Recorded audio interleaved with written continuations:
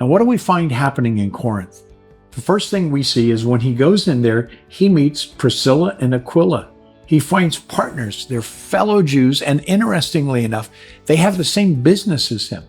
Paul, as a rabbi, would have had to have a business. Rabbis weren't allowed to be professional clergy. They also had to have a business. It was found that in working and in leading spiritually, they were more complete as leaders. And his business was working with leather, especially in the preparing of tents. Tents were used all over. People might travel with a tent and set up a tent. The sailors who would sail into Corinth would have tents with them, and when they were in land, they wouldn't stay in a hotel. They would set a tent, kind of like homeless people in America these days. And so all of these things were here. He gets to know them, and one of the interesting things about them is that they're Jews who had lived in Rome, and in AD 49, Claudius kicks all the Jews out of Rome.